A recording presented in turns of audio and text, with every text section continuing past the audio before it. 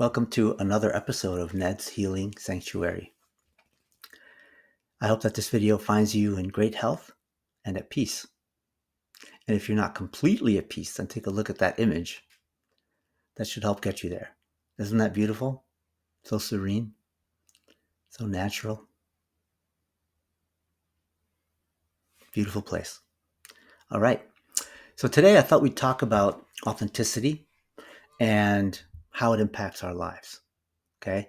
In order to be happy and to realize a full potential of our lives, we need to be authentic. And that means coming from a place of love in everything that we do. So let's look at that in more depth.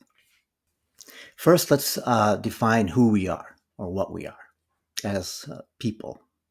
So here on the three-dimensional plane, like Earth, our bodies have three aspects. There's the body, the mind, which is also known as the ego or the devil. We can picture them here on this shoulder, left shoulder. And then there's also a third aspect called spirit or higher self. And that represents God and the spiritual realm. And we can picture them on our right shoulder. And so in order to be perfectly happy, these three aspects of ourselves must be in harmony.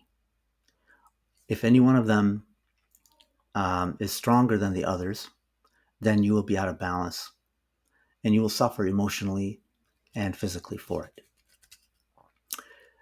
Many times we're faced with choices in our day of what to do.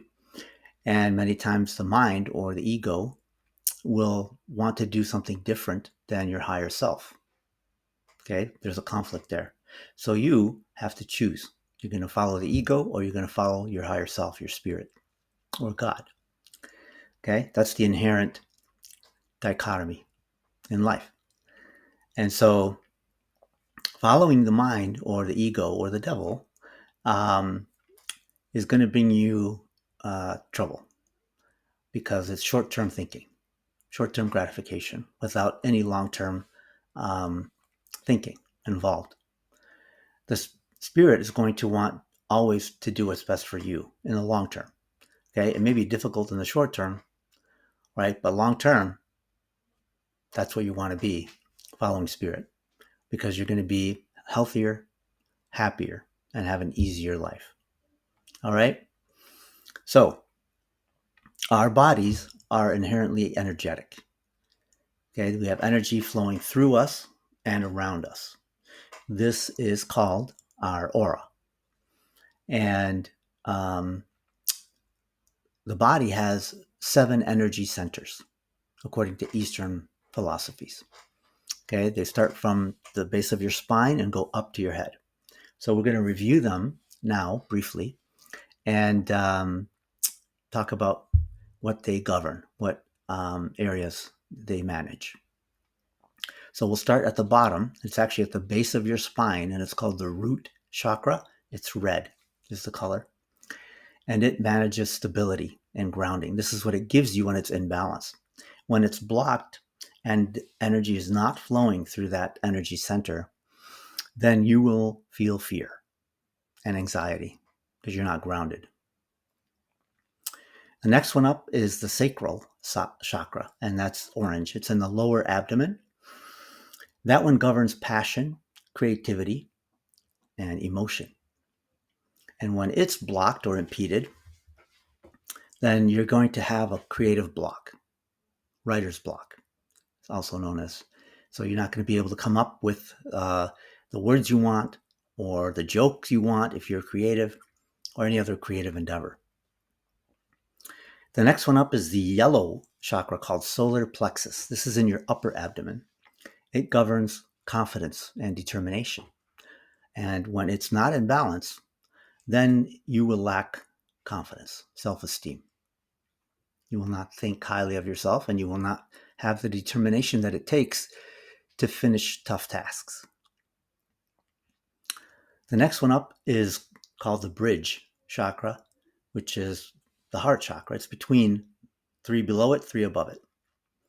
And it manages your ability to give and receive love and experience joy and empathy.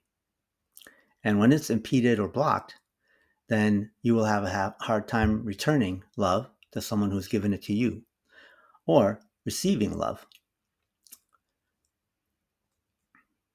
All right. The next one up is the throat chakra. It's blue, and that governs communication and truth. And the next one up is in between your eyes. It's called the third eye chakra. Its color is indigo. It manages intuition and imagination. So when your higher self speaks to you, you hear that through intuition.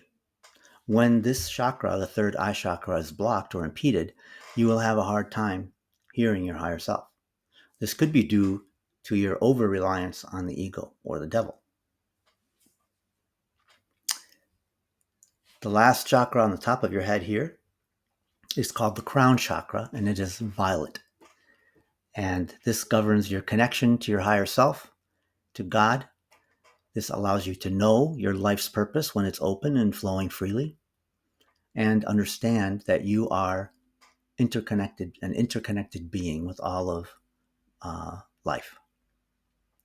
When it's blocked, then you will not understand your life's purpose. And what that could do to you is that you might be working in the wrong field, so you may not feel fulfilled.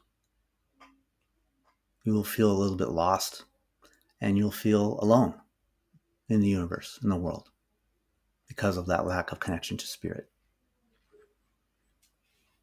You can see that white network around this person here. There's energy coming out of that crown chakra.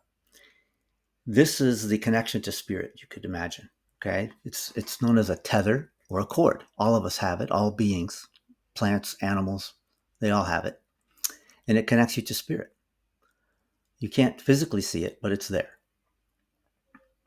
And this is part of the aura that flows through you and around you. Okay, it's consistent.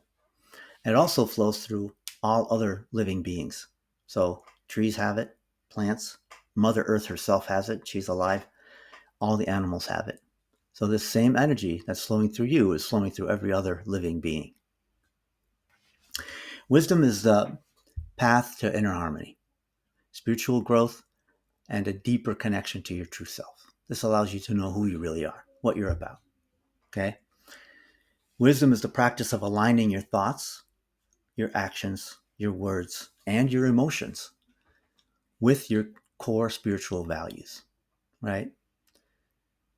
So the ability to choose a response based on inner wisdom, which would be your higher self, rather than reacting impulsively to external stimuli or desires, that is wisdom. Choosing higher self when you have a choice over ego or devil is called wisdom. All right? Remember, short-term gratification, which could get you into trouble, versus long-term. So, what does wisdom consist of? Well, it consists of being mindful. First, you have to be present and aware of your thoughts, your actions, and your emotions without judging them. Okay? So whether they're positive or negative, you need to be aware of them. Okay? That's the first part. Next, you have discernment. Okay, this is the ability to distinguish between the ego's desires, okay, and the soul's deeper needs on your higher self here, your right shoulder. Okay, so you have to be mindful of your thoughts and actions and emotions and be able to discern between what the ego wants, right, and what your higher self, your spirit wants, what God wants in essence. Thirdly, you need to have discipline. And this is the consistent effort to develop the virtues based on love, which is what your higher self is always based on. Okay? Unconditional love. And everything that comes with it, such as patience, compassion, kindness, integrity, empathy. All of these come from unconditional love. Okay? Even when it's challenging, the ability to choose your higher self, love, over the fleeting desires of the ego is wisdom. Okay, this is a way to purify the ego and break free of the karmic patterns leading to a state of inner freedom. So the ego is going to keep chattering at you. But the more you choose higher self, spirit, God, then the ego's voice diminishes. Okay? This will make you placid, calm, have peace from deep within you. This is the way to that. Consistently choosing higher self, even when it's hard. So here are the choices that every person and animal and plant, okay, they have access to. You have the devil on your left shoulder, which is the ego, right? The conscious mind. And then you have higher self, spirit, soul, God on your right shoulder. Okay. So whenever you have a choice, you can choose negative, which is from the ego based in fear, right? Which includes anger, jealousy, anxiety, grief, stress, hatred. Okay. Or you can choose positivity, love, and everything that comes with it: joy, serenity, hope, compassion, admiration, camaraderie, brotherhood. These are all based in love. Every day we're faced with this choice many, many times. Okay? So we as people have to choose whether we're going down the positive path or the negative path. The negative path will bring you difficulties, pain, emotionally and physically. And you're not going to be happy.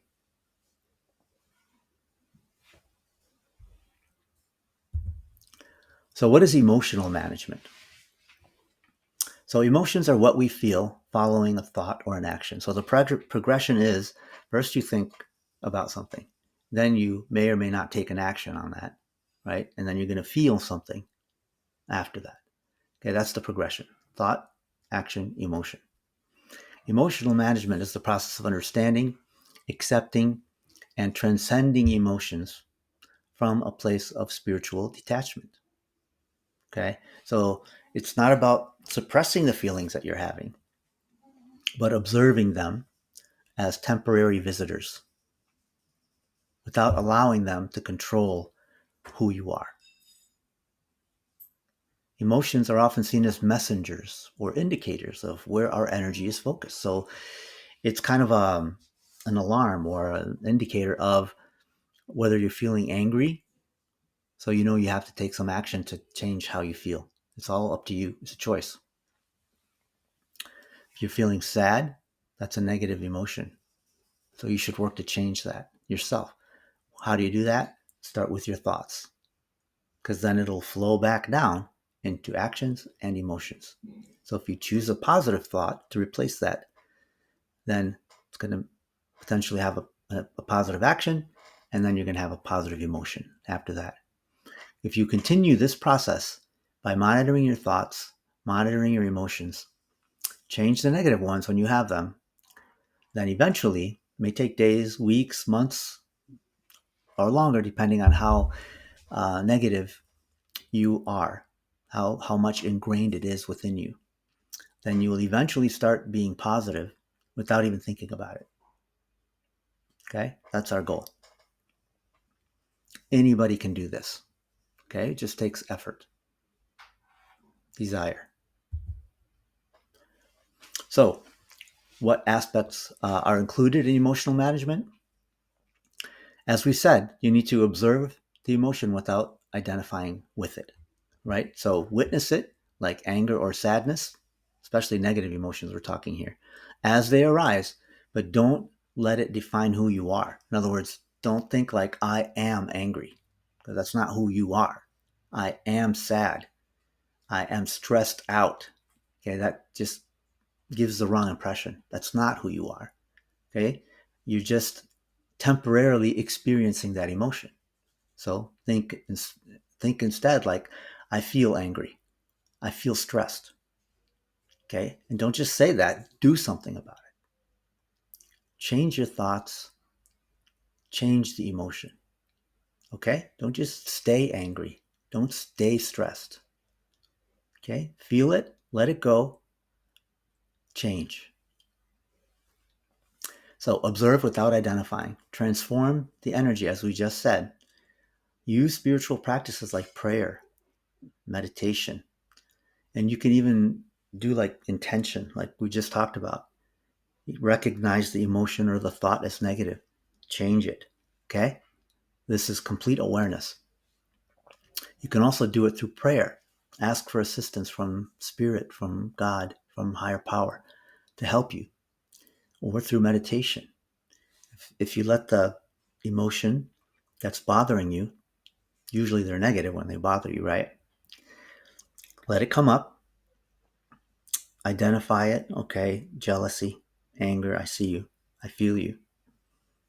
Understand why they're here, okay? And then let it go. Knowing that if you hold on to it, you're hurting yourself and anybody else that you may be reflecting it toward. All right? And then when you let it go, you're going to open up the energy flow again.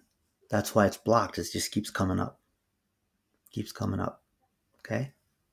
So let it go. Let the energy flow freely through you and throughout the universe.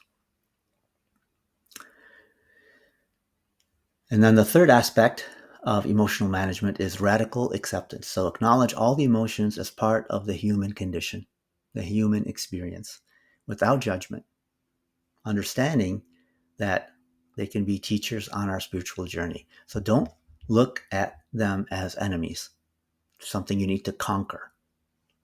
Okay? That's how the ego would look at them. But just know they're there. Use them to your advantage to tell you where you need to focus your energies to change the emotion, change the thought. Okay? This perspective looks at emotions as a tool for spiritual growth, not as something you need to conquer. Now let's talk about the ever important universal law of attraction. So, all living things, as we mentioned, have a vibrational frequency. This is your aura that we mentioned earlier.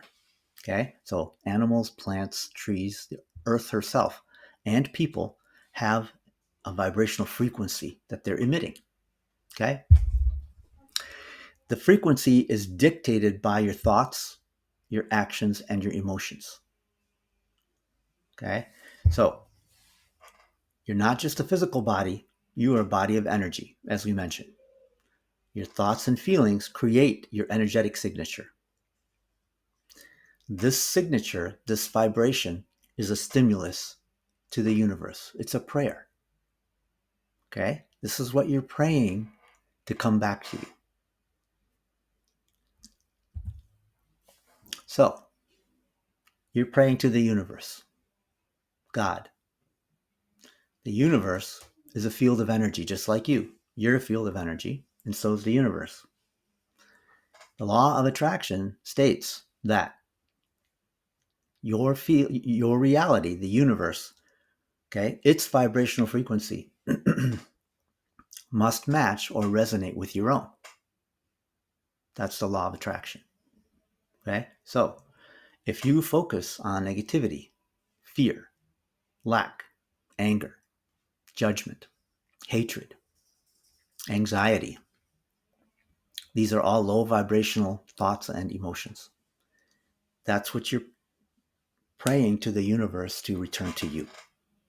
That same frequency. Okay? That's what you will attract. People, circumstances, and experiences that match your energetic signature. So, if you don't like your life, if you don't like your friends, if you don't like your work, if you're not happy, who has the power to change that? That's right, you. You are the only one that can change it. It's in your hands. Conversely, if you cultivate feelings of all based in unconditional love, like gratitude, abundance, forgiveness of yourself and others, patience, kindness. These are all very high vibrational energies. Then you will attract people, experiences, and circumstances that match that vibrational signature. You're going to be very happy, fulfilled, healthy, physically healthy. And you're going to have an easier life when you choose positivity. This is a law. This is the law of the universe.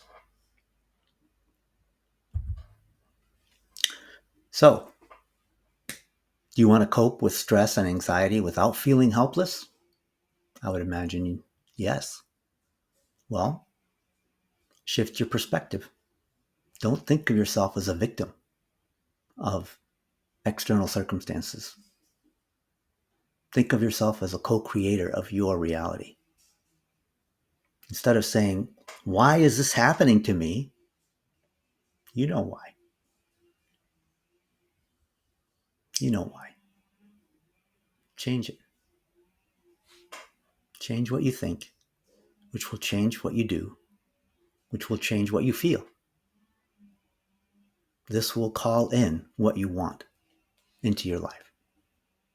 As long as it's in alignment with your higher self, unconditional love, and everything that emanates from it.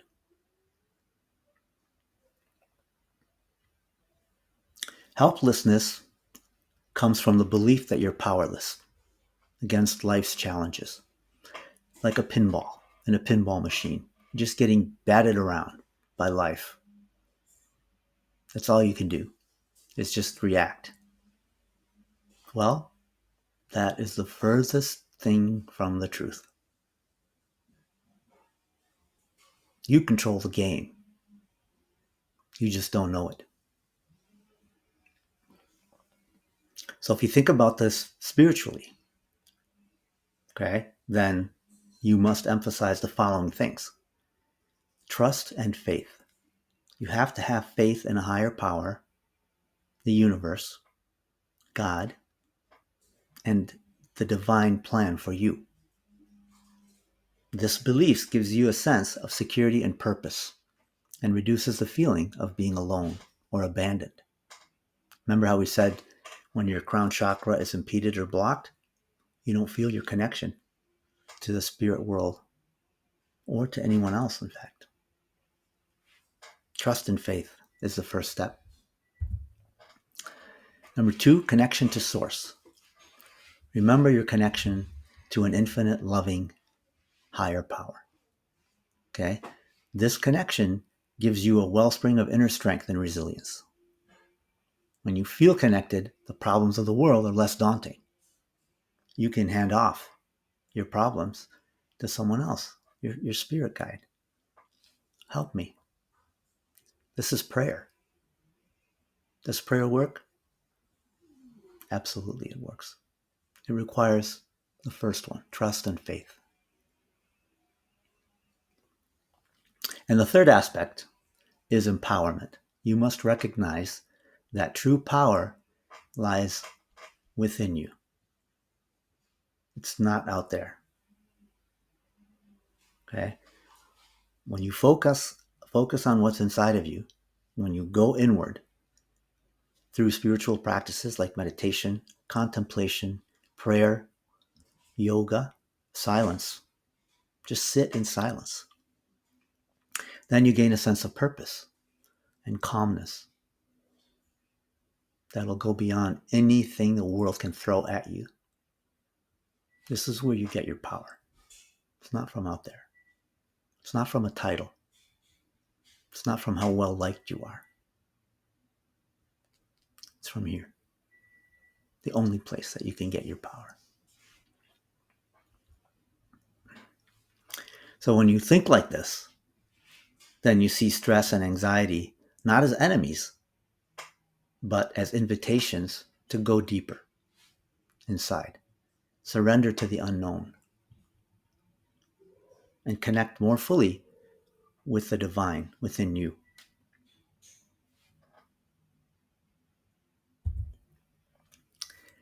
So let's talk about the path to enlightenment after all of these really important topics we've discussed.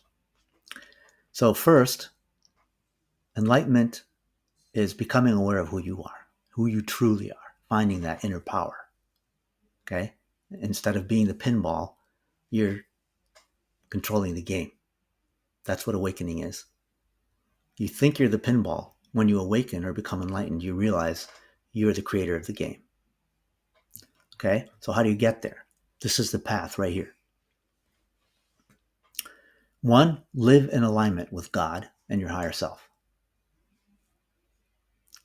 And this means that you must be positive in your thoughts, your actions, and your emotions. Okay? You must choose higher self over ego. And if you practice that enough, then it becomes habitual and your ego will diminish to the point you don't hear it anymore. You have to be kind and forgive yourself and others. If you don't forgive yourself and if you're not kind to yourself, you cannot be kind and forgive others. Thirdly, be authentic. This means acting out of love. Whenever you think or whenever you do anything, have it come from a place of love. You just want what's best for whoever's in front of you or for yourself. That's it. No gamesmanship, no ulterior motives. That's it. Just you want what's best for everyone. So, what do you get when you act this way, when you live this way? Well, you'll have a lot less guilt and stress. Okay? And I'm not talking the guilt you feel, I'm talking about subconscious guilt. Because when you pick against your higher self and you go ego, you're going to have guilt. Whether you want it or not, it's there. And that'll turn to stress and that'll turn to physical illness. You are not going to be happy. Trust me. When you do choose higher self and live in alignment with higher self, then your life is going to be happier, healthier, and easier. If you continue to choose higher self over and over again for a long period, like years, then you're going to be emptying your karma jar. This jar contains all of your karma over all lifetimes. It goes with you everywhere, through all lifetimes. Never leaves your side. The goal is to empty the karma jar. That's the goal in life. Empty the karma jar. Take the stones out of it. How do you do that? By acting with higher self, aligning with higher self. Even when it's difficult, somebody's yelling at you, you must get to the root cause here. You don't have all the information because there may be karmic action here. That something happened way, way, way before your memory in other lifetimes. So don't just see somebody yelling at you when they are. Okay, understand there's more at play here and act accordingly. Okay, maybe start your sentence with, I understand, and then rephrase what they said. Calm the situation down. Okay, understand what's really happening up here. And then they'll calm down because they'll know you're listening to them. So this was how you end the karmic cycle, negative karmic cycle. And every time you do that, you act out of higher self. You're able to take a stone out of your karma jar and throw it outside. But if you initiate new karma against someone by acting negatively or thinking negatively towards someone, then you must pick up a stone and put it in your karma jar. Okay? Eventually, when you empty the karma jar, then you're going to be at a new reality. You're going to be flying high, have a really high vibrational signature, and you're going to be able to manifest your own reality because you're thinking positively. Whatever you want to happen will happen. Just a matter of divine timing at that point. Okay? So once you reach that place, enlightenment, awakening, then you will have inner peace, compassion, and love. This will make you aware of new spiritual powers that you didn't know you had. You will awaken to them. They were there, you just did not know about them. And this will give you a firm belief in yourself through that inner knowing. And this will allow you to go out and change the world for the better, help people. That's our life path. So if you like this subject, give me a thumbs up on the video, subscribe to the channel so you can be aware of new content that I post. And you can find Ned's Healing Sanctuary on these streaming platforms and sites. And I look forward to seeing you on the next video. Take care of yourself.